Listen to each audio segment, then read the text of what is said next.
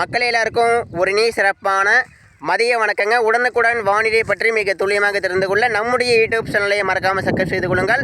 நிறைய பேர் செக்கப் பண்ணாமல் லைக் பண்ணாமல் பார்த்தீங்கன்னா மறக்காமல் தயவு செய்து செக்கப் பண்ணி லைக் பண்ணி பாருங்கள். இன்றைக்கான தேதி வந்து பார்த்தீங்கன்னா ஜூலை மாதம் 4/7/2026 ஆகிறது.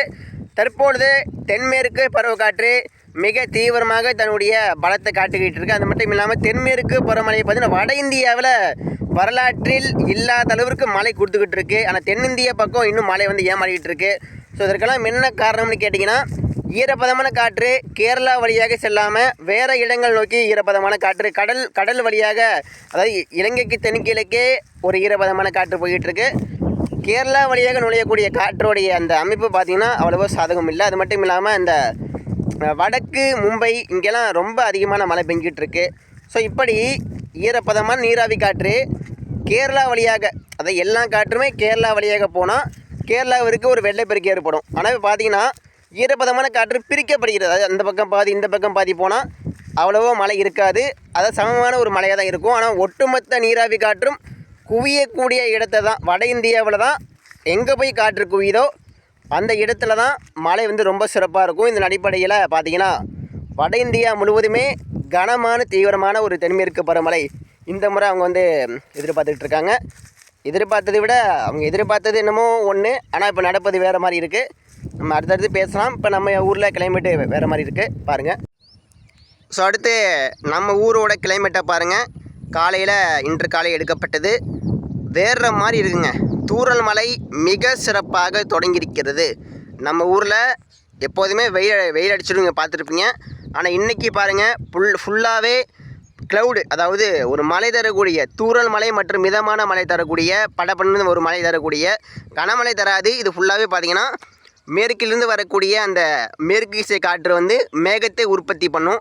அந்த மேகத்தை உற்பத்தி பண்ணி ஒரு தூறல் மிதமான மழை மட்டும்தான் கொடுக்கும், சரிங்களா? ஆனால் நீலகிரி டு கன்னியாகுமரி வரைக்கும் கனமழையும் மிக கனமழையும் கொடுக்க வாய்ப்பு இருக்குது. கேரளாவிற்கு மிக கனமழைக்கான எச்சரிக்கை அடுத்த 48 மணி நேரம் இருக்குது. இதை தவிர்த்து தென் மாவட்டம், டெல்டா, வட தமிழகம் மற்றும் கிழக்கு கடலோர மாவட்டங்களில் இதே போல் தான் இருக்கும். தூறல் மிதமான மழை மட்டும் எதிர்கொள்ள ரெடியாக இருங்க. கனமழை வந்து பெய்தாலும் சில இடத்துல தான் பெய்யும், சில பகுதிகளில் தான் பெஞ்சிட்டு போயிடும், சரிங்களா? ஆனால் பரவலான கனமழை இப்போது கிடையாது. ஏன்னா தென்மேற்கு பருவமழை தன்னோட பலத்தை நல்லா காட்டிக்கிட்டு இருக்குது. பாருங்கள், பார்த்தாலே தெரியும். வேறு மாதிரிங்க, கிளைமேட்டு வேறு மாதிரி இருக்குது. பார்ப்பதற்கு ரொம்ப சந்தோஷமாக இருக்குது. மறக்காமல் லைக் பண்ணுங்கள், சப்ஸ்கிரைப் பண்ணுங்கள். சரிங்க, இப்போ நம்ம அடுத்தபடியாக பார்க்கலாம். தென்மேற்கு பருவமழை அப்படிங்கிறது நம்ம விவசாயிகளுக்கு, அதாவது தமிழகத்தில் இருக்கக்கூடிய ஒட்டுமொத்த விவசாயிகளுக்கும் இந்த தென்மேற்கு பருவமழை அப்படிங்கிறது ரொம்பவே பயனுள்ள ஒரு தென்மேற்கு பருவமழையாக இருக்கும். அதாவது தென்மேற்கு பருவமழை என்றால் என்னென்னா, வட இந்தியாவிற்கும் ஒட்டுமொத்த இந்தியாவிற்கும், குறிப்பாக நம்ம தமிழகம் தவிர்த்து, இதில் வந்து நம்ம தமிழகத்தை கொஞ்சம் ஒதுக்கிறோம். ஏன்னா நம்ம தமிழகத்திற்கு ஒரு கண்ட்ரோல் அப்படிங்கிறது இந்த மேற்கு தொடர்ச்சி மலைப்பகுதி. அதுதான் பார்த்திங்கன்னா அந்த ஈரப்பதமான காற்று ஒரு தடுக்கும் அளவிற்கு இருக்கிறது. இதுவே நம்ம வடகிழக்கு பருவமழை அப்படி பார்த்திங்கன்னா கேரளாவிற்கும் மழை கொடுக்கும், நம்ம தமிழகம் முழுவதும் மழை கொடுக்கும்.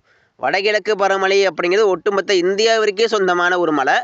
ஆனால் தென்மேற்கு பருவமழை அப்படிங்கிறது நம்ம தமிழகம் தவிர்த்து கேரளாவிற்கும் வட இந்தியாவிற்கும் சொந்தமான ஒரு மழை, சரிங்களா? ஆனால் இந்த தென்மேற்கு பருவமழை வச்சு தான் நம்ம விவசாயம் செய்வதற்கு தேவையான நீர்வரத்து, அதாவது தேவையான நீர்வரத்து மற்றும் தண்ணி வரும். அப்படி தண்ணி வர என்ன அங்கே தேவைன்னா, தென்மேற்கு பருவமழை கேரளாவில் பலத்த மழையாக கொட்டி தீர்க்கணும். ஒன்று மிக கனமழையாக பெய்யணும், இல்லைன்னா ஒரு சிறிய வெள்ளப்பெருக்கு ஏற்படணும்.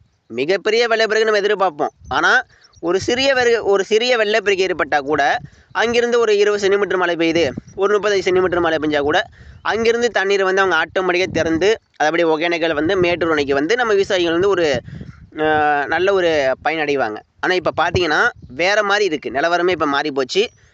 ஏன்னா தென்மேற்கு பருவமழை வந்து மேகமூட்டம் உருவாகுவதற்கே சாதகம் இல்லாமல் இருக்குது. ஆனால் இப்போ பாருங்கள், ரொம்ப நாளைக்கு அப்புறம் ஜூலையில் இந்த தென்மேற்கு பருவமழை வந்து தன்னுடைய பலத்தை கொஞ்சம் காட்ட ஆரம்பிச்சிருக்கு தென்னிந்தியா பக்கம். கண்டிப்பாக தூறல் மிதமான மழை நம்ம டெல்டாவில் எப்போ ஆரம்பிக்குதோ அப்போ தான் கேரளா பக்கம் நல்ல மழை பெய்யுது அப்படின்னு ஒரு விவசாயிகள் வந்து சொல்லுவாங்க. அப்பாடா தூறல் மழை வந்துருச்சா, கண்டிப்பாக மேட்டூரில் தண்ணி வரும், கண்டிப்பாக விவசாயம் பண்ணலாங்க அப்படின்னு ஒரு நம்பிக்கை வரும். ஆனால் இன்றைக்கி காலையில் தூறல் மழை விழுந்திருக்கு. இதனால் விவசாயிகளின் நம்பிக்கை அப்படிங்கிறது இந்த தூறல் மழை. இந்த தூறல் மழை டெல்டா நோக்கி வரணும். அந்த மேற்கு காற்று வந்து பலமாக வீசினாலும் தூறல் துளிகள் விழணும். அப்போ தான் சாரல் தூறல் மழை பெஞ்சாதான் தென்மேற்கு பருவமழை தீவிரமாக இருக்குது அப்படின்னு நம்ம எடுத்துக்கொள்ள முடியும். ஒருவேளை தென்மேற்கு பருவக்காற்று மட்டும் வீசி வெப்பக்காற்று மட்டும் கொடுத்து மதியானம் வெயிலை கொடுத்துச்சுன்னா அது தென்மேற்கு பருவமழை தீவிரம் ஆகவில்லை அப்படின்னு அர்த்தம். சரிங்களா? இப்போ பாருங்கள், தென்மேற்கு பருவமழை தீவிரமாக ஆயிடுச்சு. சரிங்களா? இன்னைக்கு காலையில் தூறல் மழை மிக சிறப்பாக ஆரம்பிச்சிருச்சு. சரிங்களா? வீடியோ பார்த்துருப்பீங்க. எனவே தென்மேற்கு பருவமழை அடுத்த 48 மணி நேரத்திற்கு மிக தீவிரமாக அடைவதற்கும் ஒரு வாய்ப்பு இருக்கிறது. ஒரு சிறிய மலை மேகம் மிகப்பெரிய ஒரு மழை தாக்கத்தை ஏற்படுத்த வாய்ப்பு இருக்குது. நீலகிரி டு கன்னியாகுமரி வரைக்கும் நம்ம தமிழக மாவட்ட மக்கள், அதாவது கேரளாவே ஒட்டி இருக்கக்கூடிய நம்ம தமிழக மேற்கு தொடர்ச்சி மலை மாவட்டங்கள் எந்நேரமும் கவனமாக இருங்க. மழை வராதுன்னு நினைக்காதீங்க, கண்டிப்பாக மழை பெய்யும். சரிங்களா? நீங்கள் வந்து மழை வராது, தூறல் மழை மட்டும்தான் வரும் அப்படின்னு நீலகிரி டு கன்னியாகுமரி வரைக்கும் நினைக்கக்கூடாது. நீலகிரி டு கன்னியாகுமரி வரைக்கும் அடுத்த 48 மணி நேரத்திற்கு கனமழைக்கான வாய்ப்புகளும் மிக கனமழைக்கான வாய்ப்புகளும் இருக்கிறது.